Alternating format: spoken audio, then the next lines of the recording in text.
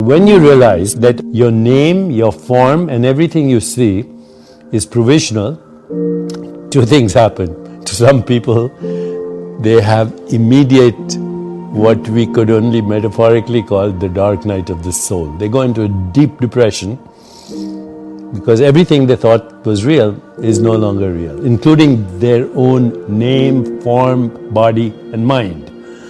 Some people get so scared that they have a bad trip.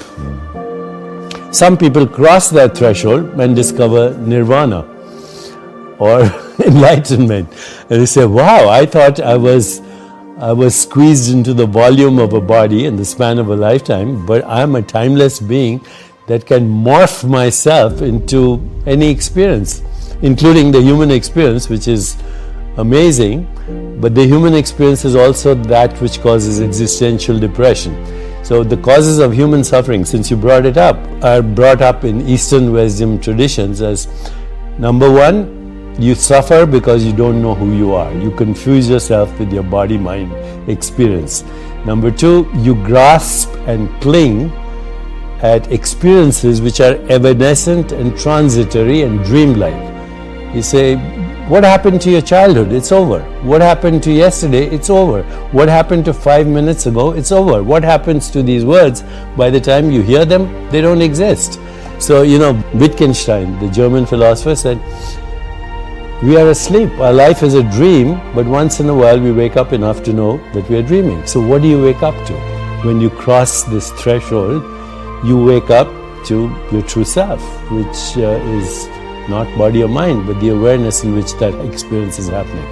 So grasping and clinging at a dream is the second cause of human suffering. The third is being afraid of anything that's unpleasant, pain, abandonment, being treated by someone not respectfully. So that's, there's aversion to certain experiences. Third cause of suffering. Fourth is identifying, which is related to it, with your ego identity. And fifth is the fear of death. Now they're all connected. They're all the same fear. And they are not knowing who you are. This is the biggest question everybody should be asking. Who am I? What am I? Am I the changing experience of this body, which is a perceptual activity? Am I the experience of the changing mind? Or the changing personality, because you don't have the same personality when you were a kid, or maybe even 10 years ago. What is it at the basis of this? When you start that reflective self-inquiry, ask yourself, who am I? What do I want? What is my purpose? What am I grateful for? Go into the stillness of meditation. You have what wisdom traditions have called revelation, revealed truth. Now, that sounds very grand. I would say just call it insight. Meditation, mindfulness, awareness of body, awareness of mind, awareness of mental space, awareness of the web of relationship, awareness with that which we call the universe. It leads you ultimately to the awareness of awareness. And when you discover that, that's nirvana. Now, everyday experience is modified consciousness. So right now what we're experiencing is what we call the waking state of consciousness. So awareness is modifying itself every time you open your eyes into this experience, right? And you call it the physical world. Now if you close your eyes, you have another state of consciousness where you don't actually experience the physical world. You experience sensations, images, thoughts, emotions, stories. It's like a dream. As soon as you close your eyes, you're experiencing, you might call it daydreaming, but there's no difference between a daydream and what you dream at night. The physical world has disappeared, there's only a mental world. Then you go deeper at night, even the mental world disappears in what we call deep sleep.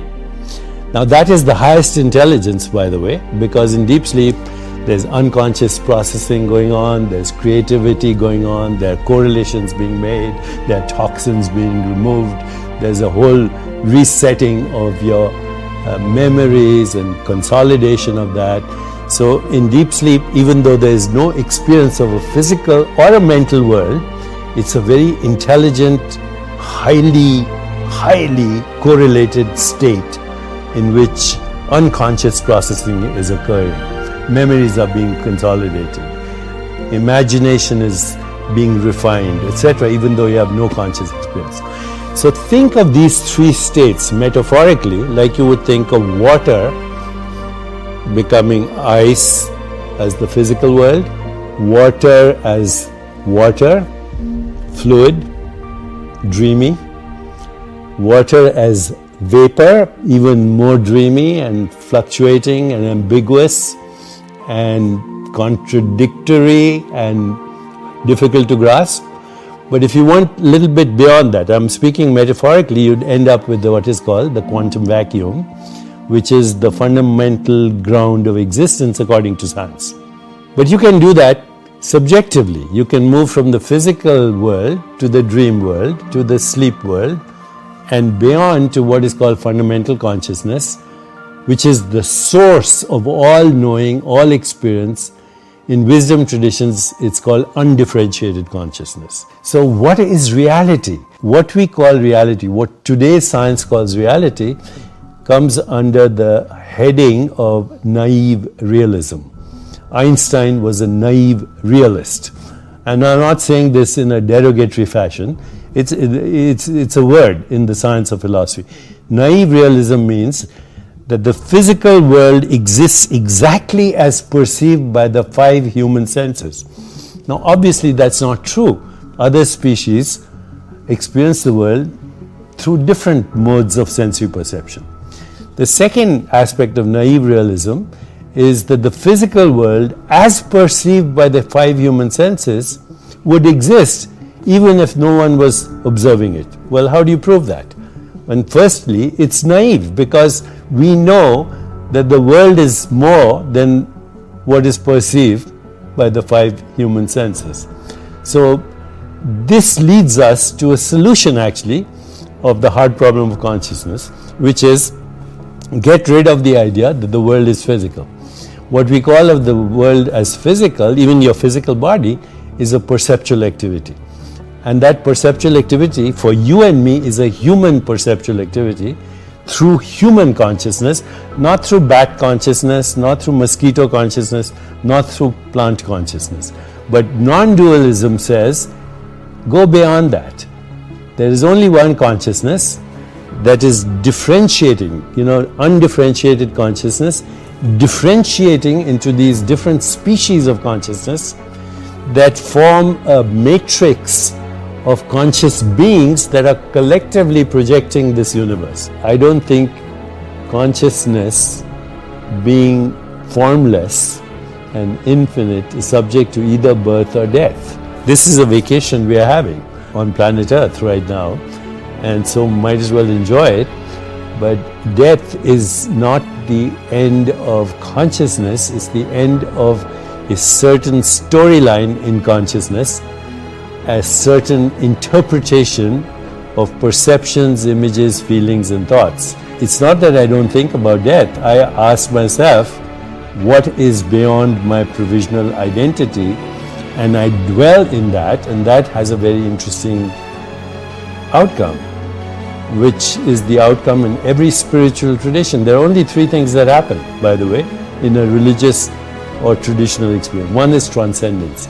You know that you are not an entity in space and time, that your true self is formless, infinite, unbounded, borderless, unfettered, free consciousness, number one. Number two, you have the emergence of what usually are referred to as Platonic truths: goodness, beauty, harmony, love, compassion, joy, equanimity. And number three, loss of the fear of death. There's nothing more important than having those three experiences, and they've been part of every wisdom tradition for thousands of years. Love is not a sentiment. Love is not an emotion. Love is the ultimate truth at the heart of creation, which is unity consciousness. One consciousness differentiating into infinite modes of experience, infinite knowers, infinite modes of knowing, infinite phenomena known, all generated within the one self. Just like when you were just a fertilized ovum, you were one cell, stem cell, pluripotential cell. It became eyes, it became nose, it became fingernails, it became heart, it became brain. So that one cell differentiated into all these different cells, each with its own modality of experience. Like that, the one mind or the one consciousness differentiates itself into what we call the universe, with every species of consciousness knowing the universe in its own unique way.